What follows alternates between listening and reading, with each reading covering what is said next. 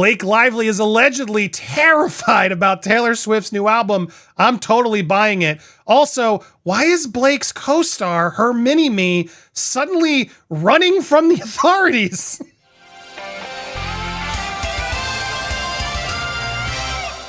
Welcome to Popcorn Planet. I am Andy Signore. Look at this birthday panel I had. Celebrated my pre-birthday bash. So honored. It's Kim, as always. Love you, Kim, and Lewis stepping in. Then we got Zach Peter here, popping in from the car with a spiffy haircut. You look good, dude. Thank you all for being here. We had a really fun show. We broke down a lot, but I'm here for the recap. And yes, look, we talked about this a lot in the live. Is anybody surprised by this? I mean, who wouldn't be terrified when Taylor Swift drops a new album and you've just had a very public beef that has stressed her out for months, stressed her parents out for months? Kim, are you surprised to hear that Blake Lively is terrified about the potential upcoming lyrics and songs on her latest album? No, but I do think, I think a lot of people right now are expecting it to be very loud and very on the nose. I have the feeling if Taylor does address any of this at all on her record, it will be in her way, which is usually layered, maybe metaphors, or maybe we'll hear about it, not this album cycle, but the next one. So I understand why Blake would be concerned, but I think only time will tell whether or not that concern is merited.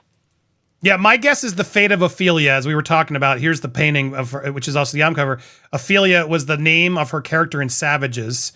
And also in Hamlet, did you know this, Zach? Drowned, exactly, look at this, holding her florals.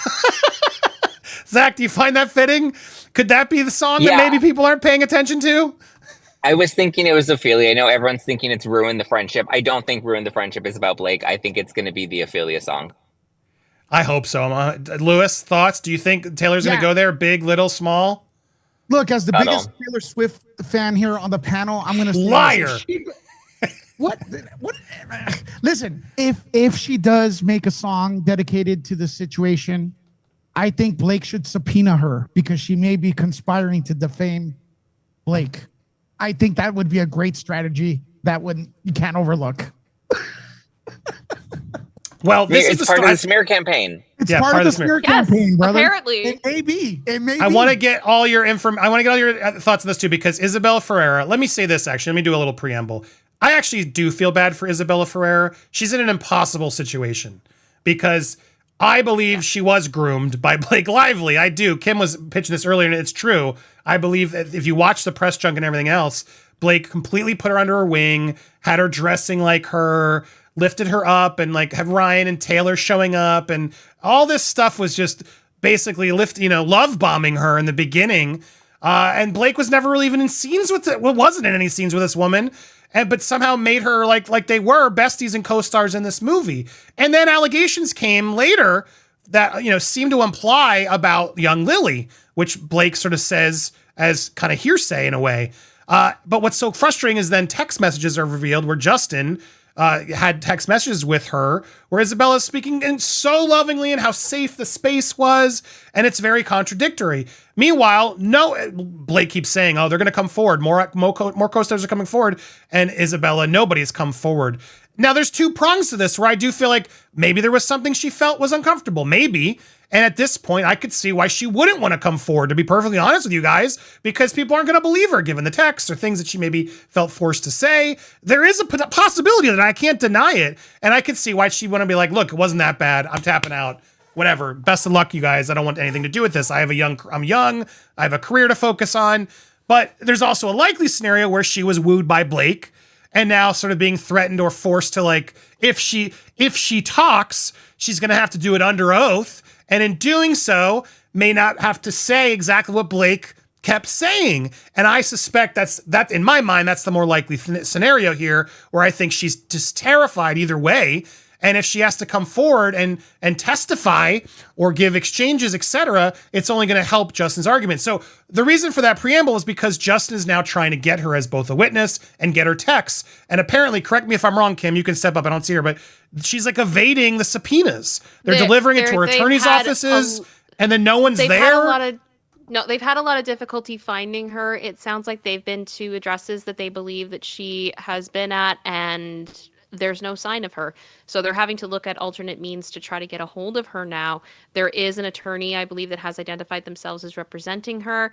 And hopefully they can get some information, but it definitely does seem like she has been evading the subpoena. And I mean, I kind of get it. She's in a no-win situation here.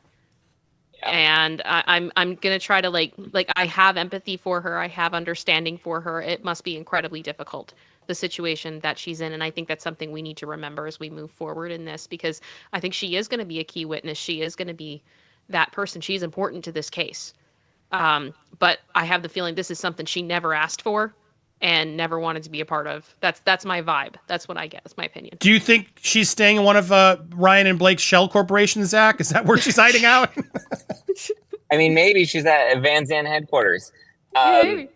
Yeah, I know they were even saying that they were trying to email her attorneys and have gotten no response. They've had repeated attempts to contact her attorneys. So, I mean, she, like you guys are saying, she's in an impossible situation. But then the deeper layer too is I'm sure there's a level of betrayal that she feels right now with Blake. I trusted you. I did sleepovers at your house. You were, I got friendly with Ryan. Like, she was so brought in. And then now she has to question everything of like, was our friendship real or was it a manipulation tactic? And I'm sure Blake was telling her, because like there's a huge age gap. Isabella's in her 20s and Blake's like pushing 40, right? And like you said, they never filmed any scenes together because she played young Lily, and young Lily never needed to appear with old Lily. So like there was no scene where they had to perform together that it seemed like Blake preyed on her and then, love bombed her, potentially groomed her, and feeling betrayed by someone that you trusted like Blake Lively, especially when you're young and impressionable.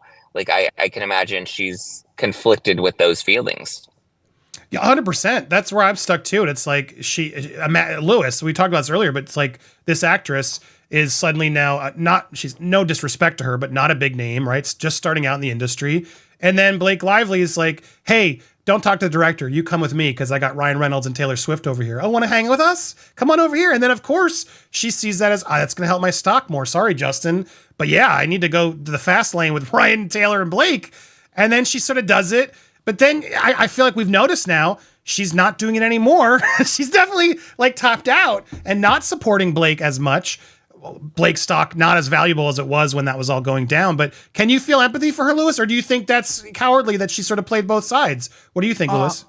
She's in a terrible position, just like Kim said. She may be one of those actors or actresses that, listen, she just wants her career to be big. She has a dream. A lot of actors, they're not bad. Most of them are not bad people. They have a dream, like a lot of us. They want to be actors. They want to live off this, be famous and perform their art.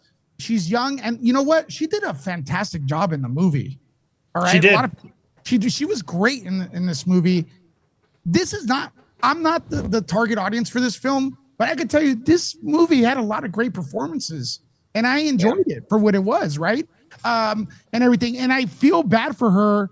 And you have to put yourself in the mindset of her when you were her age, right? You have a dream. You meet all these big people. You knock it out of the ballpark with a great performance, and then now the drama comes in. Now your career may never happen. She may never get another job. She could get blacklisted by a certain amount of people in the industry. And as of right now, I think we should all support and ask for her to be in films. Always ask, hey, what about her? She did a great job, and that's it. That's the bottom. And she may be hiding because she just wants her career to move forward. It doesn't mean she's coming.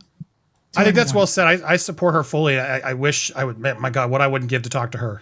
Please, Isabella, I will keep it. I promise. I'm proving I don't talk to my sources. I cannot wait till she can tell the real story, just because I want to know the truth. And I feel like she'd have so much more insight than many others, right, of what actually happened in this situation. And that puts her in a very tough spot because she kind of has to turn on somebody because she either thinks it wasn't as big of a deal and that goes against Blake, or she has something that she didn't love about Justin and that goes against the Justin fan army, right? So she's in a very precarious spot that I do empathize with.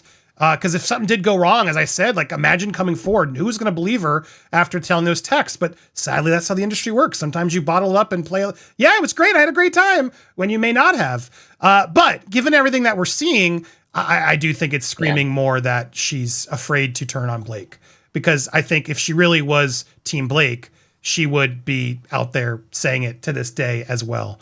So it's a lot. It's messy. Not as messy as the lawsuit, the motion to dismiss our lawsuit from Blake, which we are fighting. Stay tuned. It's my birthday tomorrow, so we've been celebrating. I just want to thank everybody who supported. You can still give to the Against Go. That's my birthday present today and tomorrow. I'd love your support. We still need it, sadly. But it's encouraging, as the other story we had today is seeing this Jed Wallace response. There's a lot of stuff in here, and I got to give him a lot of props. They got roasted. For this recap, you should watch the whole replay. You can go check it out. Hopefully, a lot of you guys got that 7-day free membership. Head on to their website. All the replays are always there. But man, Blake is just so bad at this, or lawyers are, in that they keep trying to make it because Blake did Instagram posts in New York. Everyone knows she lives there because they were at a premiere in New York. Therefore, all the activity happened in New York. No, it is a roast like no other. Check out the full replay. Also, please support my friends here. It's Kim on YouTube, Louis Leck at Nerd Report, Zach Peter, No Filter Live.com. I guess that's not happening. You finished that tour, but stay tuned. Hopefully, new tour's coming. But go to check out No Filter with Zach Peter on YouTube. Appreciate all you guys so much. Stay tuned. We got a lot more coming your way.